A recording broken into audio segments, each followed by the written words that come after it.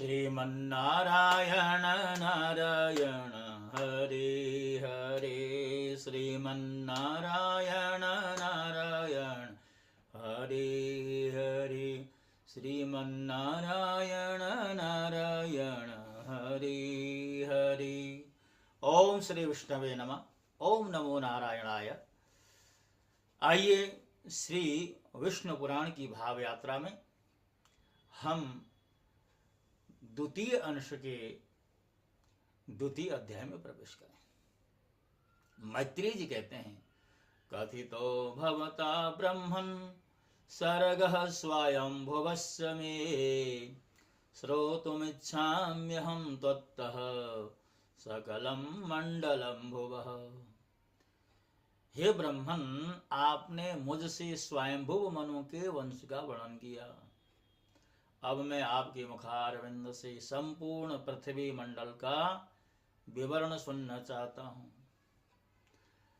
हे मुनि, जितने भी सागर, द्वीप, वर्ष, पर्वत, वन, नदियां और देवता आदि की पुरियां हैं, उन सब का जितना जितना परिमाण है, जो आधार है, जो उपादान कारण है और जैसा आकार है, वह सब आप यथावत वर्णन करें। पराशर जी बोले, हे मैत्रेय सुनो, मैं इन सब बातों का संक्षेप में वर्णन करता हूँ। इनका विस्तार पूर्वक वर्णन तो 100 वर्ष में भी नहीं हो सकता।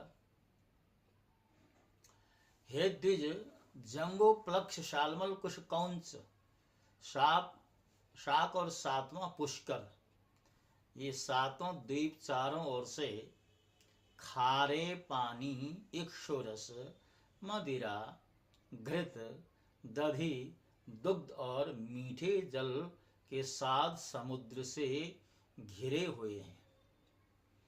हे मैत्रेय, जम्बूद्वीप इन सब के मध्य में स्थित है और उसके भी बीचों बीच में सुवर्णमय सुमेरु पर्वत। इसकी ऊंचाई 84,000 योजन है और नीचे की ओर यह 16,000 योजन पृथ्वी में घुसा हुआ है। इसका विस्तार ऊपरी भाग में 32,000 योजन है तथा नीचे तलैटी में केवल 16,000 योजन है। इस प्रकार यह पर्वत इस पृथ्वी रूप कमल की कर्णिका अर्थात कोश के समान है। इसके दक्षिण में हिमवान, हेमकूट और निषद तथा उत्तर में नील, श्वेत और श्रृंगी नामक वर्ष पर्वत हैं, जो भिन्न भिन्न वर्षों का विभाग करते हैं। उनमें बीच के 2 पर्वत निषद और नील 1-1 लाख योजन तक फैले हुए हैं। उनसे दूसरे 10-10 हजार योजन कम है, अर्थात हेमकूट और श्वेत 90-90 हजार योजन तथा हिमवान और श्रृंगी 80-80 हजार सहस्र योजन तक फैले हुए हैं। वे सभी 2-2 सहस्र योजन ऊंचे और इतने ही चौड़े हैं। हे द्विज, मेरु पर्वत के दक्षिण की ओर पहला भारतवर्ष है तथा दूसरा किम पुरुष वर्ष और तीसरा हरिवर्ष है।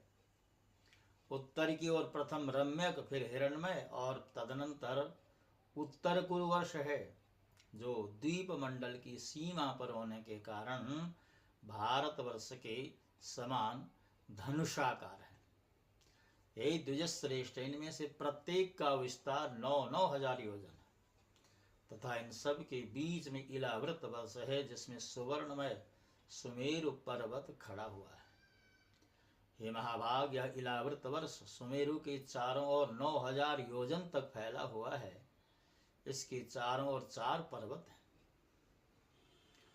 ये चारों पर्वत मानो सुमेरु को धारण करने के लिए ईश्वर कृत कलियां हैं, क्योंकि इनके बिना ऊपर से विस्तृत और मूल में संकुचित होने के कारण सुमेरु के गिरने की संभावना है। इनमें मंद्राचल पूर्व में, गंधमादन दक्षिण में, विपुल पश्चिम में और सुपार्श्व उत्तर में। ये सभी 10-10 हजार योजन ऊंचे हैं। इन पर पर्वतों की ध्वजाओं के समान क्रमशः 1100 योजन ऊंचे कदम्ब, जम्बू, पीपल और वट के वृक्ष हैं। हे महामुने, इनमें जम्बू अर्थात जामुन वृक्ष जम्बू द्वीप के नाम का कारण है। उसके फल महान गजराज के समान बड़े होते हैं। जब वे पर्वत पर गिरते हैं तो फटकर सब ओर फैल जाते हैं। उनके रस से निकली जम्बू नाम की प्रसिद्ध नदी वहां बहती है, जिसका जल वहां के रहने वाले लोग पीते हैं। उसका पान करने से वहां के शुद्ध चित्त लोगों को पसीना, दुर्गंध, बुढ़ापा अथवा इंद्रिय क्षय नहीं होता। उसके किनारे की मृत्तिका उस रस से मिलकर मंद मंद वायु से सूखने पर जाम्बूनद नामक सुवर्ण हो जाती है, जो सिद्ध पुरुषों का भूषण है। मेरु के पूर्व में भद्राश्व वर्ष और पश्चिम में केतुमाल वर्ष है तथा हे मुनि श्रेष्ठ, इन दोनों के बीच में इलावृत वर्ष है। इसी प्रकार उसके पूर्व की और चैत्ररथ, दक्षिण की ओर गंधमादन, पश्चिम की ओर वैभ्राज और उत्तर की ओर नंदन नामक वन है तथा सर्वदा देवताओं से सेवनीय अरुणोद, महाभद्र, असितोद और मानसीय 4 सरोवर हैं। हे मैत्रिय, शीतांब, कुमुंद, कुररी, माल्यवान तथा वैंकक आदि पर्वत भूपद्म की कर्णिका रूप मेरु के पूर्व दिशा के केसराचल हैं। त्रिकूट, शिशिर, पतंग, रोचक और निषाद आदि केसराचल उसके दक्षिण की ओर है। शिखिवासा, वैडूर्य, कपिल, गंधमादन और जारुधि आदि उसके पश्चिमीय केसर पर्वत है तथा मेरु के अति समीपस्थ इलावृत वर्ष में और जठरादि देशों में स्थित शंखकोट, ऋषभ, हंस, नाग तथा कालंज आदि पर्वत उत्तर दिशा के केसराचल हैं। ये मैत्री, मेरु के ऊपर अंतरिक्ष में 14 सहस्र योजन के विस्तार वाली ब्रह्मा जी की महापुरी अर्थात ब्रह्मपुरी है। उसके सब और दिशा एवं विदिशाओं में इंद्रादि लोकपालों के 8 अधिक रमणीक और विख्यात नगर हैं। विष्णु पादुद्भवा श्री गंगा जी चंद्रमंडल को चारों ओर से आप्लावित कर स्वर्ग लोक से ब्रह्मपुरी में गिरती। वहां गिरने पर वे चारों दिशाओं में क्रम से सीता, अलकनंदा, क्षक्षो और भद्रा नाम से 4 भागों में विभक्त हो जाती है।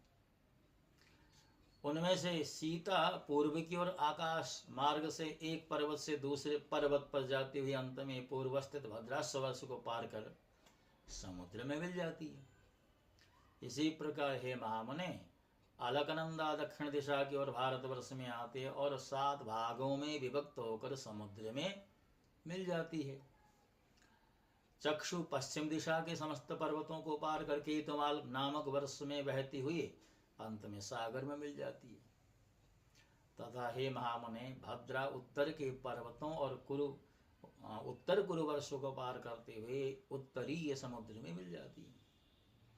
माल्यवान और गंधमादन पर्वत उत्तर तथा दक्षिण की ओर नीलाचल और निषद पर्वत तक फैले हुए हैं। उन दोनों के बीच में एक कर्णिकाकार मेरु पर्वत स्थित है।